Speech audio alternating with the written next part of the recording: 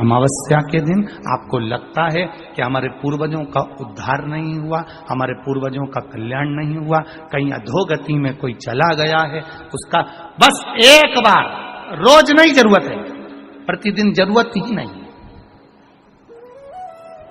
महीने में एक बार अगर अमावस्या के दिन भी आपने चंदन के थोड़ा सा चंदन अगर मेरे देवाधिदेव महादेव को 7 स्थान पर समर्पित किया है। अशोक यहाँ पर वर्णन कर रही है, मैना, धन्य और कला की कथा कर रही है।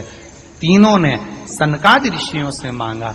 चंदन भगवान को अति प्रिय होता है और चंदन ही एक ऐसा होता है जो पितरों को भी प्रिय होता है, जिसका स्पर्श मात्र लगने से पूर्वजों का कल्याण हो जाता है। वो चंदन का 7 स्थान शिवलिंग के बताए हैं, जहां पर भूल से भी अगर कोई चंदन की उंगलियां लगा देता है, 7 स्थान ऐसे हैं जहां चंदन की मात्र उंगलियां लगा देने से ही शिव पितृलोक के पितरों को मुक्ति प्रदान करके वैकुंठ लोक का निवास दे देते हैं। 7 स्थान।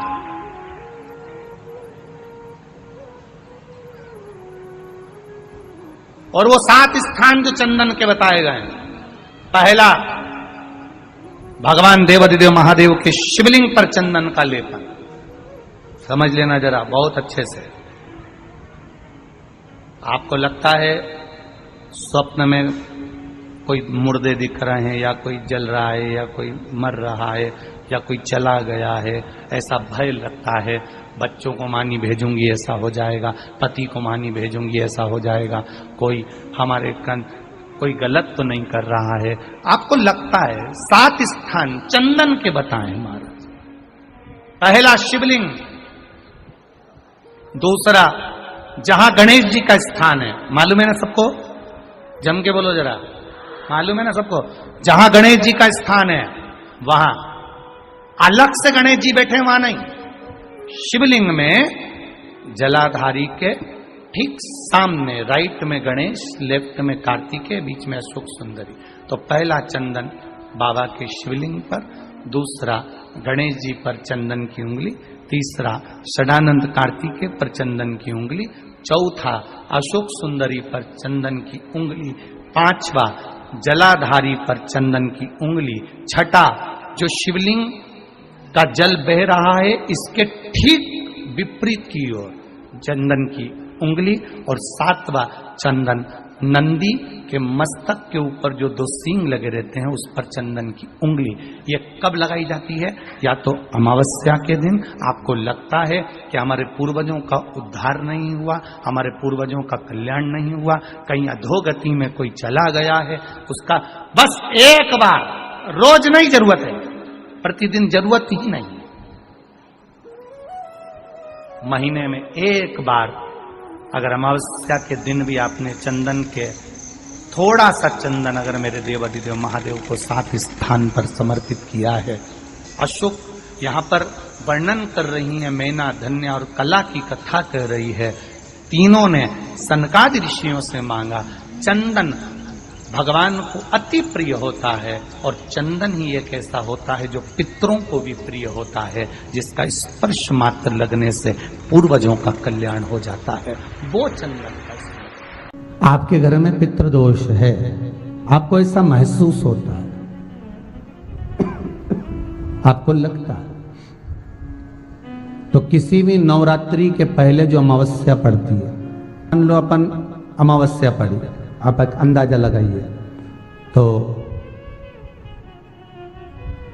जिस दिन अमावस्या रहे उस दिन चावल की कटोरी में एक कपूर का टुकड़ा रख दीजिए महाराज, छोटा सा, और कपूर का टुकड़ा रखकर उस कपूर को दरवाजे के बाहर कटोरी में ही, चावल रखी हुई कटोरी में ही उसको पितरों का स्मरण कर कर जला दीजिए।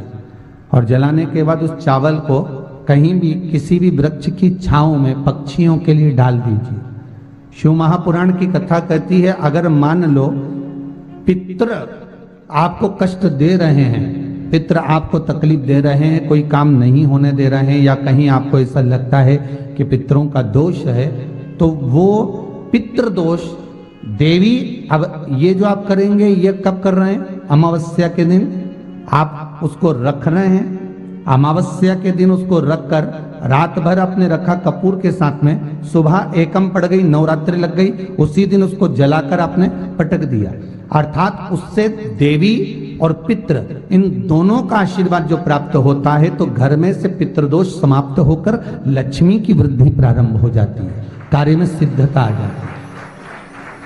मान लो अगर पितृदोष है तो करो, नहीं है बड़े अलमस्ती से रहो, तो ये पितृदोष का स्मरण। तो यहाँ शास्त्र कह रहा है कि पितरों का जो लोक होता है, पितर जो लोक होता है, उस पितृलोक में 64 योगिनियां प्रवेश नहीं करती। शिव महापुराण कर रही है, शंकर की कथा कर रही है। एक छोटा सा उपाय अवश्य करिएगा। मान लो आपको लग रहा है कि आपके घर में पितृदोष है, आपको ऐसा महसूस होता है, अमावस्या पड़ती है, चावल की कटोरी में एक कपूर का टुकड़ा रख दीजिए महाराज, छोटा सा, और कपूर का टुकड़ा रखकर उस कपूर को दरवाजे के बाहर कटोरी में ही, चावल रखी हुई कटोरी में ही उसको पितरों का स्मरण कर कर जला दीजिए।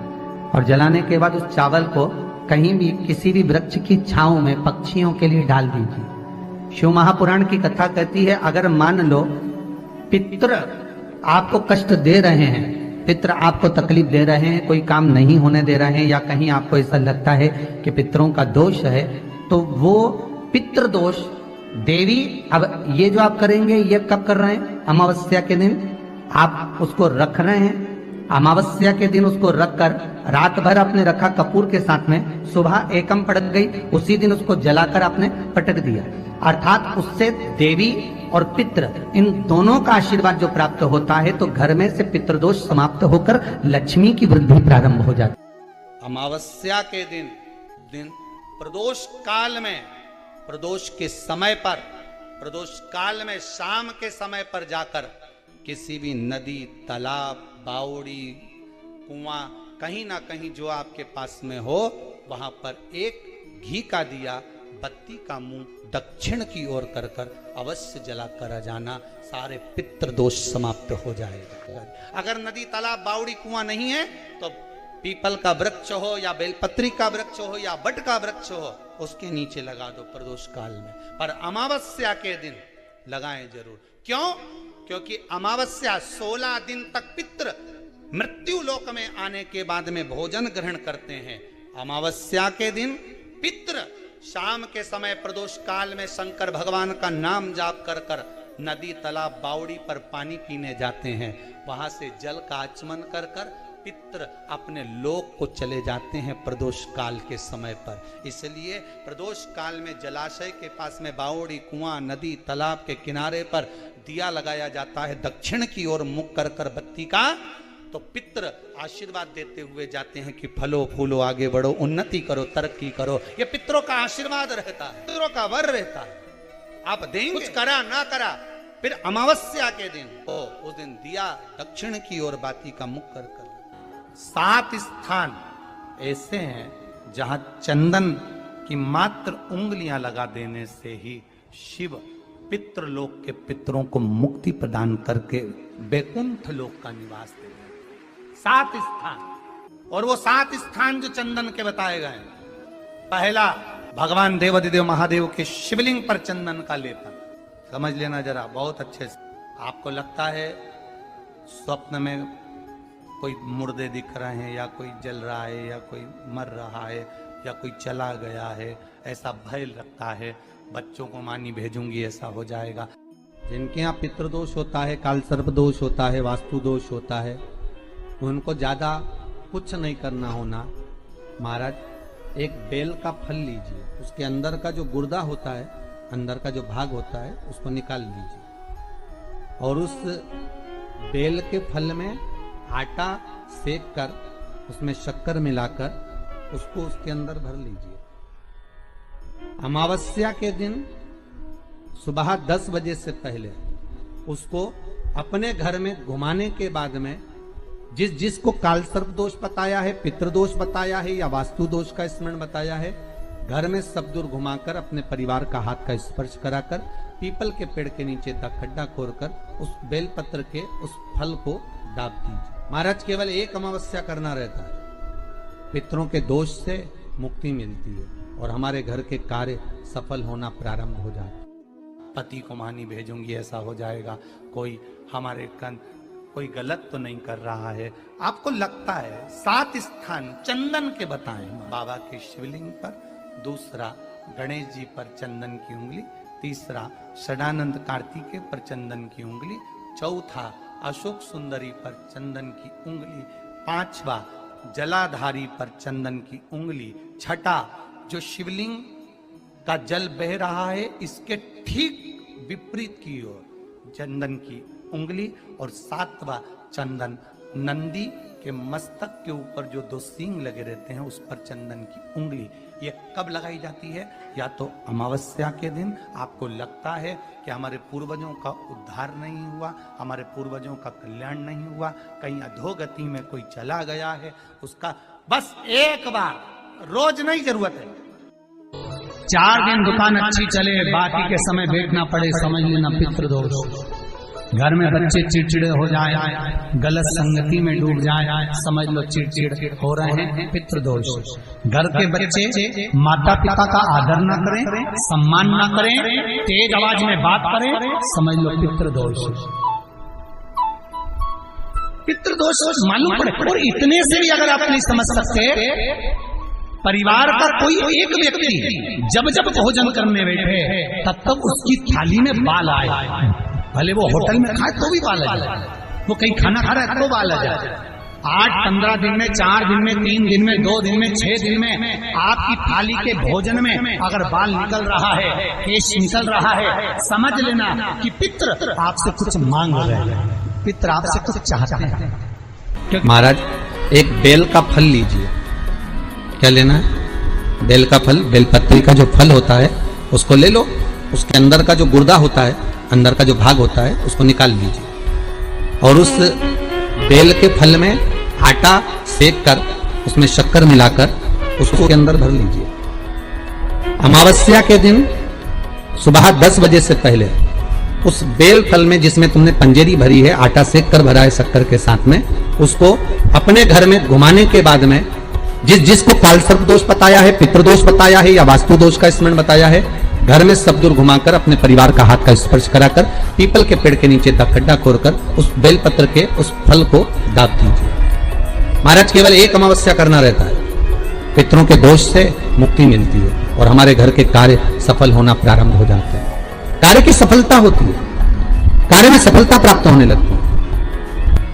हम तो कई बार कहते हैं महाराज जी, अगर ऐसा लगे किसी औषधि को आप ले रहे हैं, मालूम पड़े कि औषधि आपको लग नहीं रही है, शिव महापुराण की कथा करेंगे, मान लो औषधि आपको नहीं लग रही, आपने औषधि बहुत दिनों से ले रहे हो, कोई दवाई, मान लो आप किसी भी दवाई को ग्रहण कर रहे हैं और वो औषधि लगी नहीं रही है, वो शरीर को लगी नहीं पा रही और आप ठीक ही नहीं हो पा रहे, 15 दिन हो गए, 8 दिन हो गए, बताओ उतना की उतना ही फेटरिना है, उतना ही उतना अपना भरा हुआ, वही की वही लीवर, वही की वही किडनी, वही की वही स्मरण, सभी कुछ वही वही है, उतने की उतना ही।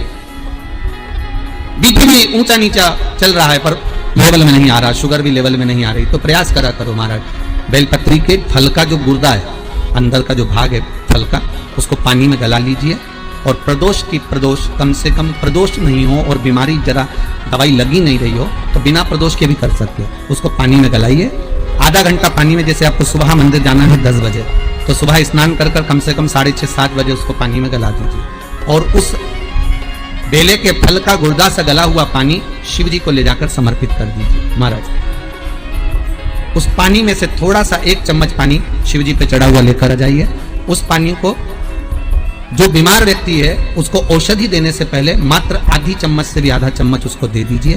भगवान शंकर का श्री शिवाय नमस्तुभ्यम का जाप कर उस पानी को देने के बाद अगर आप औषधि देंगे तो ये पक्का है कि औषधि अपना कार्य करना प्रारंभ कर देगी और वो स्वस्थ होना प्रारंभ हो जाएगी, वो स्वस्थ हो औषधि